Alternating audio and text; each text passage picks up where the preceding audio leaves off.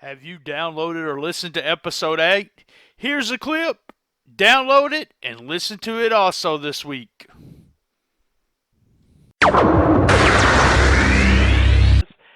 Which would have been in 87 or 88, and then really was able to trade and ended up, like I said, I think I ended up at one time I had like 8 recorders and I sent out the Wrestling Riot, and then it was a bulletin, except in the middle of it we were, you could obtain tapes from me, so that was kind of my gimmick, but people don't.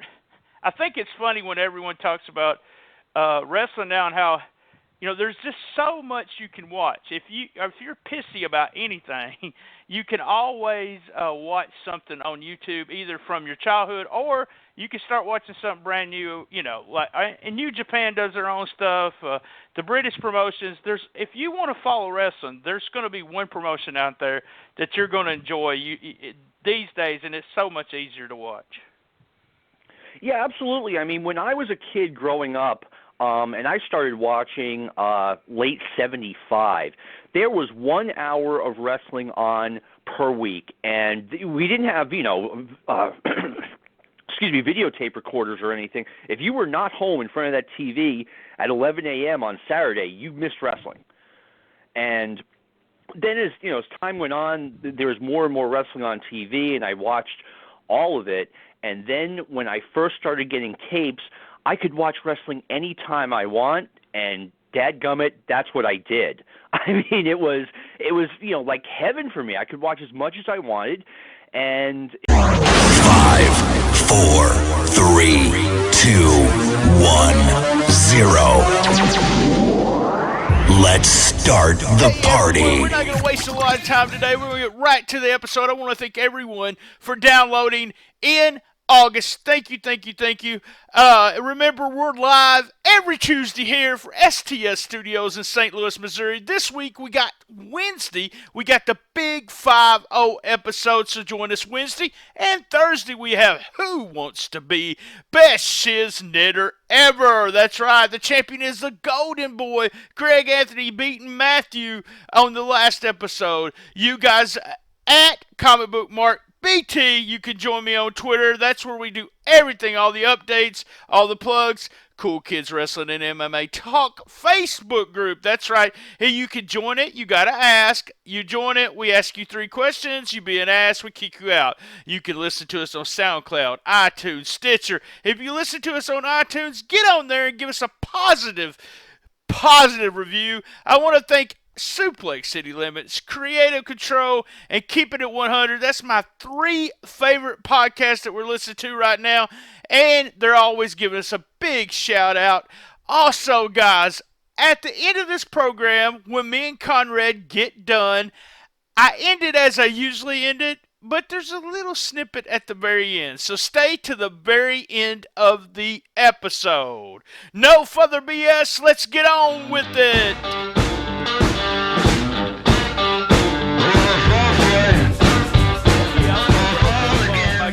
Today I'm going to bring him in from the green room. I got some milk and cookies and beer, and, well, there's some weed right underneath if you're into that, Conrad. I want to bring Conrad Thompson over from the green room. Welcome to Shooting the Shiznit. Man, I'm happy to be here. I appreciate you guys bringing me on and let me talk a little wrestling with you. Oh, man, we're excited about having you. What I do on Shooting the Shiznit is either I bring someone I've been knowing for, in the wrestling business for 20, 30 years, and we just sit around and talk the shit, or I bring someone that I've never met that I find interesting, and believe it or not, I find you interesting, Conrad. Well, no surprise to me. I'm the most interesting man in Alabama. Oh, no, Alabama. So I'm going to ask you first to put over all of your stuff. Where can we listen to the podcast? Where can we get you on Twitter, Facebook? I want you to put over everything before we get started because I always forget by the end. I'm at Hey, it's Conrad on Twitter, and you can catch our shows at MLWradio.com every Monday and Friday. Something to Wrestle with Bruce Pritchard and What Happened When Monday with Tony Schiavone. All right, so in the podcast business, I started this podcast years ago, quit, came back after about 4 or 5 years later, but in the podcasting for the last few years, all I've been hearing is your name. And it seems like you're one of the luckiest guys in the world. And when it comes to the podcast, because you had the Ric Flair show. Was that your first show, the Ric Flair show? Because I remember that's when I started hearing your name.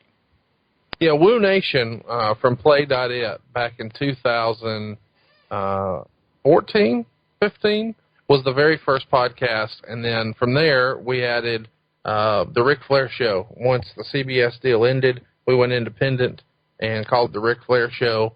And eventually, Rick kind of grew tired of that, and I branched out and did a WWF podcast with Bruce Pritchard, and now a WCW podcast with Tony Schiavone. And you got, of all the people in the world, tell us the story. How did you and Ric Flair get connected? What was the connection there? Well, I decided to buy a Ric Flair robe on eBay, and once I got the robe, I wanted to display it with a belt. I wanted one of the old big gold belts. I did some research and found that the very best replica was made by a guy named Dave Milliken out of Tennessee. Right. Friended Dave. Dave introduced me to his friend, Mark James.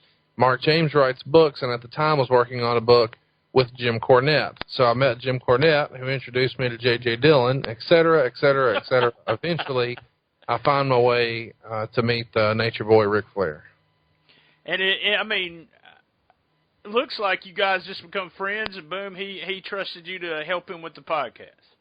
Well, he knew that I had been doing radio commercials for my mortgage company for years and years. He knew I was a big fan of wrestling and himself, and he knew I could talk about sports. So he wanted to talk about wrestling and sports, and he knew he could trust me to make him look good, and he just wanted me to sit in for the very first episode and just ask fan questions. It was really just to get him comfortable, because he felt like he needed somebody to bounce ideas off of. He didn't just want it to be him and a microphone. So I sat with him. The first episode went well. CBS dug it. They asked me to come back, and we were off to the races. Do you think, you get the reputation with all the people that you deal with, and I've been known to be this way too, and I like it about it, that, you just really don't, I guess the best way to say is you just really don't mark out for these guys. You're not going to take shit from them, and you're going to ask the real questions. Do you think that what gets you the respect from those guys, and I know it's what gets you respect from the listeners? Man, we're just trying to put on an entertaining show. If I knew a different way to put on an entertaining show, I'd be doing that. I feel like as a wrestling fan, people are tired of people towing the party line. They just want people to just shoot with them and be honest and be forthright. And so I kind of push my buddies, because at this point, that's where we are with both Tony and Bruce.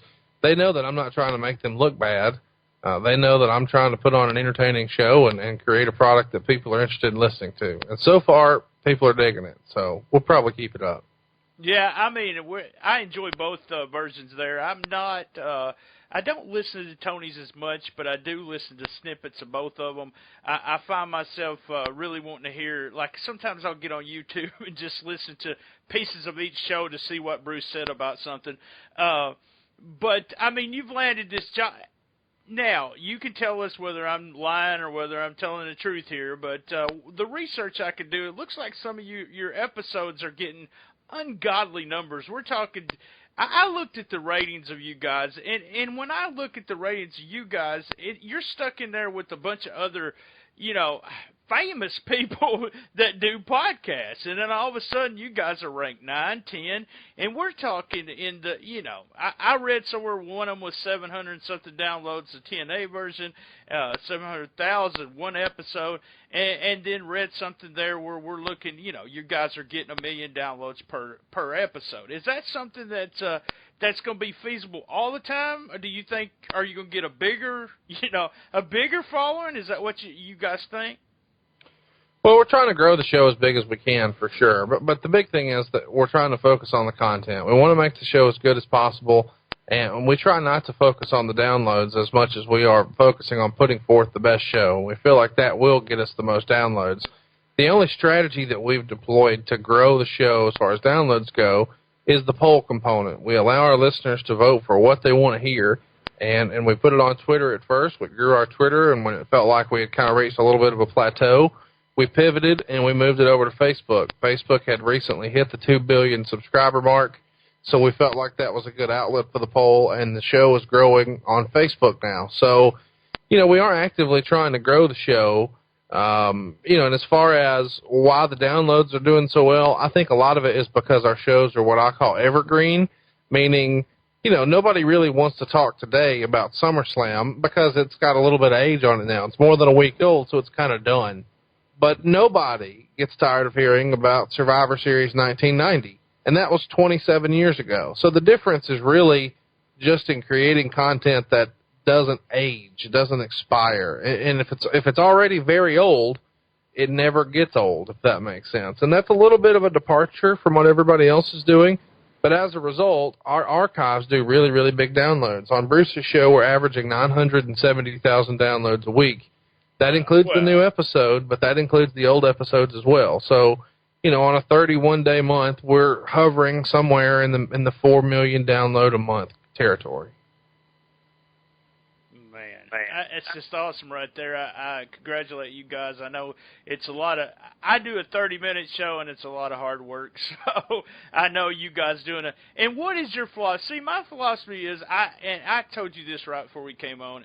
I consider my podcast a supplement. It's a supplement to the big guys, and I want you to take 30 minutes out of your time to listen to mine, along with, listen to your long podcast. And Conan has a long one. Cornette, we got regular podcasts that run more than an hour. So, but I want to give you 30 minutes. I usually give one on Tuesdays, and then we do something special on Thursdays. So I'm giving you a total of about an hour to listen to my voice a week. Why have you guys said, okay, for 3.5 hours, and this is against everything. If you read the actual Podcasting 101, they will tell you that within at one point they said 22 minutes. I think they've decided that after 40-something minutes that people turn off podcasts. Why are you guys different? Because they're not turning off your podcast. We're not different because we have great content, and I feel like a lot of times people are just talking and they're just kind of wasting time, and so it just becomes two talking heads and background noise. They're talking to hear their own voice, and we don't do that. I put extensive time into the research, so before I click record, I usually have 30 pages or more of notes, and they're organized. It's not just I copy-pasted a bunch of stuff and let's get going. There's a real strategic idea of the way we're trying to build the show, and there's been a lot of preparation put into that before we ever sit down in front of the mics. But I don't think that everybody listens to it at one sitting. I do have the data, and I know that around 61% listen to it in one sitting all the way through. But a lot of our, that other 39%, they're going to enjoy it over time. And I've met a lot of people who will listen to some of it on Monday on their ride to work, and on Monday afternoon on their ride home, and then Tuesday on their ride to work, and then Tuesday afternoon on their ride home. And because sometimes we'll go 2 or 2.5 or 3 hours, our show lends itself to people being able to spend the whole week on it for their commutes. However you listen, as long as you listen, I'm all for it. Right. I mean, that's, with me, I listen to long podcasts in spurts. Like, I will listen to you guys for 30, my attention span is, and that's another reason 30 minutes, is about 30 minutes. And then I'm wanting to go do something else, so, or listen to someone else talk. So that's what I do, and I've enjoyed, and like I said, I do a lot of the YouTube also. Here's what I love about the show, and it's, I can hear it in your voice when you're reading it, and so I want to ask, how long have you been, because I'll tell you how long I've been. I've been a Wrestling Observer newsletter subscriber since 1986, so that lets you know I'll be 51 this year, so I'm being old, and I've been a subscriber for a long time. How long have you been a subscriber, and at what? And this will give me a second question, too. So how long have you been a subscriber? 1997. 1997. And you take that information that Dave does, and this is what I love about both of those shows. Dave, to me, has always been the guy. And even though, he gets stuff wrong sometimes, we all do, he's always presented something to me as an honest product. I was also at one time, a source for him for Memphis Wrestling, and so that also makes me a big fan of his. But you guys just dissect everything that Dave is, and that's what all the fans really like you doing. And Pritchard, Bruce is pretty much honest with, and I know that he doesn't hate Dave Meltzer, but him and Shivani both come off as, Dave didn't know what he was talking about sometimes. Yeah, I'm not sure. Is there a question there? No, I'm just talking. That's what we do here. We just shoot the shit, man. But that's what.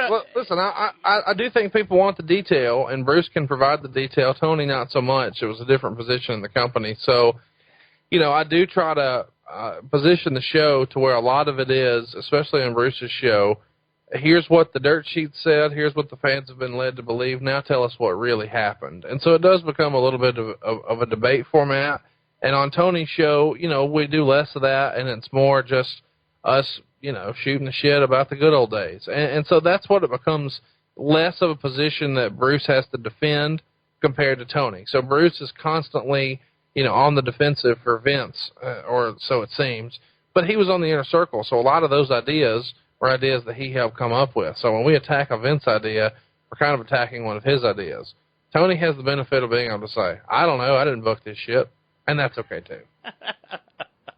Yeah, I've heard him say that a couple of times. I didn't know what the hell. I just, Meltzer's always been one of those guys that people want to say he didn't know what the hell he was talking about, but 9 out of 10 times everything that he's talking about is going on about behind the scenes kind of thing. So we're going to take just a minute here, and we're going to do a quick commercial, and then we're going to be back with Conrad. Hey, it's Conrad Thompson with First Family Mortgage. Check it out, Weekend. And I'm the natural Ric Flair with First Family Mortgage as well. But you got to get excited. I've been saving people all those dollars. They can limousine ride and jet fly now with that extra cash. And they can style and profile with a quick 10-minute phone call right now to 425-0105. That's 425-0105. Woo! Or 1FMC.com. Woo, woo, woo, woo. All right, we're back. We're going to spend another 15 minutes here talking about and talking to Conrad here. Conrad, you guys, not that it's competition if you guys are downloading that much, but you guys do have some competition out there. There's some guys that do damn good podcasts and get good downloads. And I just want to throw out a couple of names and see if you listen to those guys. What do you think of their podcasts and stuff? Guys like Conan, who puts up Keeping It 100. Yeah, I'm a big fan of Conan. I think he has a very different show from us, but it's very enjoyable. I recommend it. It's a lighthearted deal. There's lots of guests. There's lots of music. It's a different feel and vibe, and it's something you can enjoy riding around or just, chilling at your house. I think Conan is one of the more underrated podcasters because he's cool. Brother Love and the Mortgage Guy, we're not that cool. Work hard to entertain you. Conan's cool. Conan could make reading the newspaper cool. Boom. Yeah. Oh, I agree 100%. It's just, and it's so creative. Doesn't really get, as much credit as people actually know all the stuff he's done. So, Chris Jericho, you listen to Chris? I have listened to Chris a lot. I think Chris is one of the better interviewers in the business. I think what I like most about Chris is that he takes it seriously and he has lots of follow-up questions. He makes it feel natural, but he does spend the time getting prepared. And I like that he's trying new stuff. I know lots of wrestling fans kind of shy away from his unconventional guests whenever he has someone who's not from wrestling. But I think he's on to something, and he's obviously a guy who's always had his eye outside of the business as well, with the different music and acting and television gigs he's gotten. So I think that genre fits him well. I'm excited for him. I think he does. And here's the guy that MLW, one of your guys there on the network with you, is Jimmy Cornette. Cornette is the most interesting man in all of professional wrestling. Cornette could have his own reality show that just had cameras set up all over his house that just followed him around, and it would be entertaining. If they had one of the things I want on the network is just a Jim Cornette feed. Just anywhere Cornette goes, let's do that. So keeping up with the Kardashians, keeping up with Jim Cornette. That is money. I've known Jimmy for a long time, and everyone says, well, he's trying to work, he's trying to do this. He's been the same person since day one, so that hasn't changed when it comes to Jimmy. So here's something that I thought you guys were crazy for doing. You actually was in my town in St. Louis, and I was working and missed it. But when I first heard what you guys were doing, I said, what the hell? Why is a podcast going on tour? I just never knew you guys could take something with you two guys just sitting down talking and answering questions and could actually draw a crowd. I had people in Philadelphia telling me, and I wasn't at the St. Louis one, so I can't tell you how many people was there. But the Philadelphia one, they're judging anywhere from 1,000 to 1,200. Now, some independent promotions would love to draw 1,200 every time.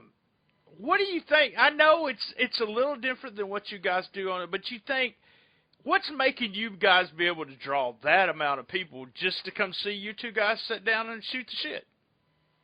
You know, man, I'm not exactly sure why our podcast is working the way it is. I just know that people are into it, and I feel like on some level, our really hardcore fans feel like, and this is just me freestyling a guess here, right? Giving me hundreds of hours of free entertainment. If you come to my town, I'm going to pay some dollars out of my paycheck to come support you guys and tell you how much I appreciate all the free hours of content I've gotten. That's my only guess, but we do work hard at it. We try to make the shows interactive. We try to give people a question and answer section. We also tell some stories that we can't tell on the podcast, and we try to make it sort of specific to the market. So if big stuff or big angles and big performers have been from that area, we're going to go ahead and cover those in as much detail as we can, but really trying to not get so granular with the detail as we are sticking with the funny slapstick stuff. And some nuggets that, we just couldn't share, like who is Bruce's favorite McMahon to smoke weed with? Or, well, I should probably not share any other stories, but we've got a couple of staples as we make these tours of things that we know, man, we just can't put this on tape and push it out there. So someone's listening to this right now, you guys. Remember, they'll answer questions that they're not going to put on the... Is there anything that you guys have been asked, or Bruce has been asked, that he says, I can't tell you about that? Well, the only thing we know we're not going to talk about is the Ring Boy scandal from the early 90s. We're just going to steer clear of that one. There's no winning that one, so we're going to stay away from that. But everything else is pretty much game. We're ready to talk about whatever the people want to talk about. Awesome. So, what's your next? Go ahead. What's your next gig there? Go ahead and put that over to everybody. Well, we're going to be in Los Angeles on September 23rd at the Regent Theater. We'd love to have you down. It's in downtown L.A. It should be a great time. Unusual time for us, though. We're doing it on Saturday night, so it's the Saturday before the pay-per-view. So if you're going to be in town to check out the pay-per-view the next day, make it a wrestling weekend. Come spend the evening with Bruce and I. We've got a couple of guests from Hollywood and a couple of guests from wrestling already lined up. It ought to be a fun show filled with live guests, surprises, and there's no telling what type of question and answer segment we're going to have in California.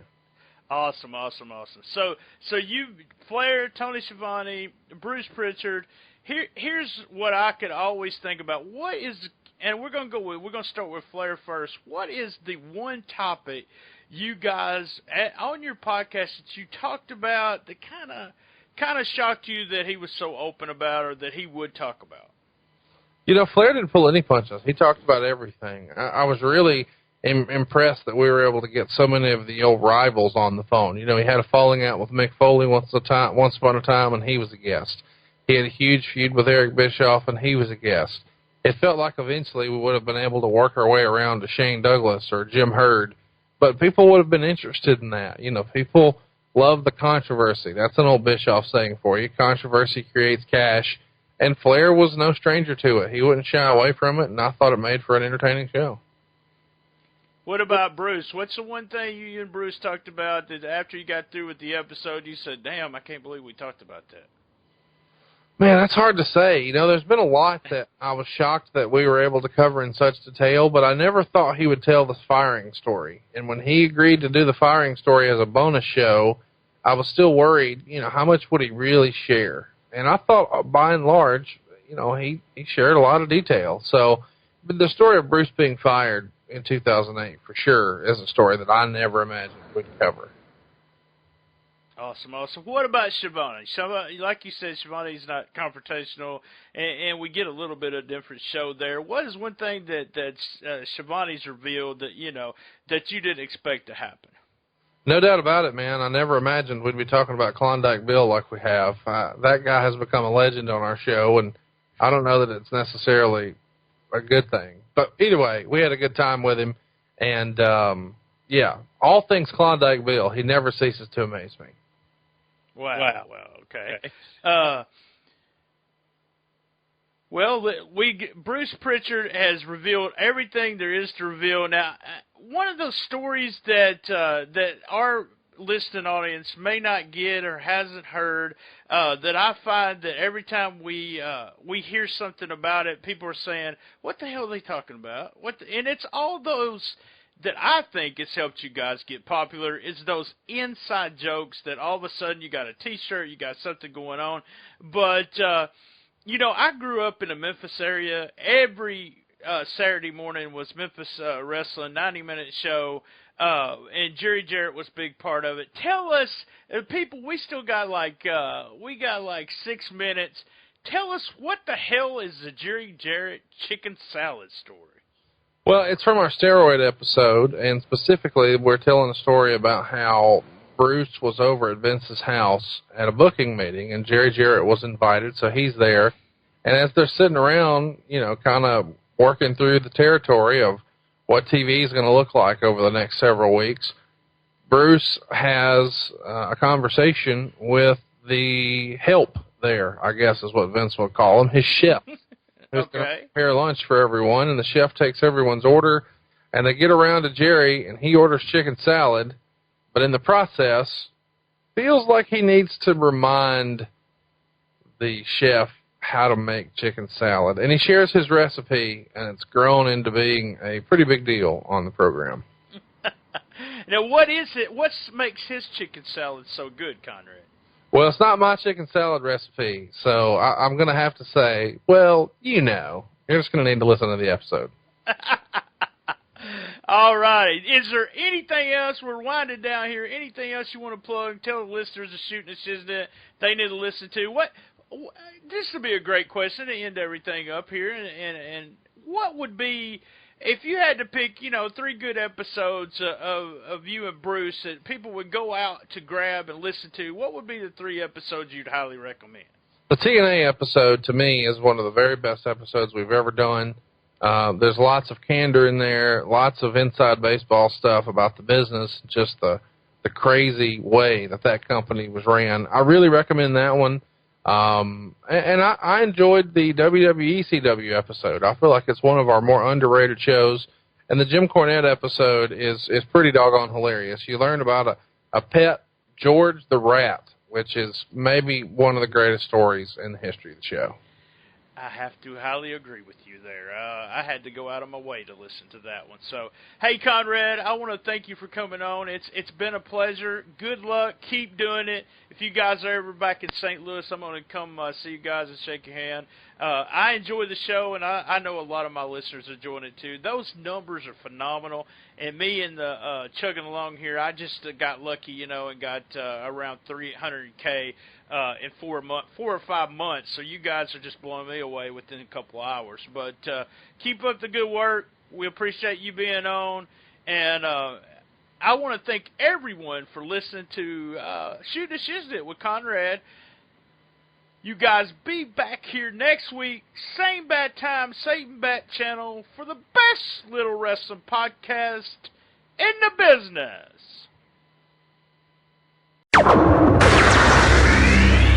Down by then. Yeah, that would be awesome. But yeah, I thought that would be something. I love the way you guys, I said that on the show, but because I've always been, you know, observer reader and like the idea of that's what made us, I guess, the fandom, and where you got 2 or 3 guys complaining about something Meltzer said, or you not really complain, you just, well, did you agree with that? Did you agree with that? But, I mean, it's so interesting for you to get behind the scenes with Bruce kind of thing. He was there. Someone said to me, you guys have critics, so you're going to have people that say, who the hell wants to listen to Bruce Pritchard? What has Bruce Pritchard done? And I said, well, just listen to the show. I mean, that's my answer, Yeah, I mean, listen, at the end of the day, I would put our podcast up against any other. I mean, when somebody wants to know what has Bruce Pritchard done, you could ask that about anybody. I mean, who wants to hear what Raven has to say? Who wants to hear what Jericho has to say? I mean, what else is there for us to hear from Jim Cornette we haven't already heard before? I mean, you could say that about anybody, but yet those same people will watch 3 hours of Raw every Monday night. I mean, it kind of is what it is. I know. I feel the same way. I think that, too. Why the hell someone want to listen to me for 30 minutes? But, hey, we got people listening, so that's a good thing. Hey, man, have a good night. It's a pleasure talking to you. If you take my idea to court, yell at me. I want some kind of commission or something. Man, I don't have time to do another podcast. I look forward to hearing you cover that. All right. Have a good night, man. Thanks a lot. I will let you know when it comes out. It's probably going to be this Tuesday. I appreciate anything you say, retweets, whatever you can do to help me out. No problem. Thanks, man.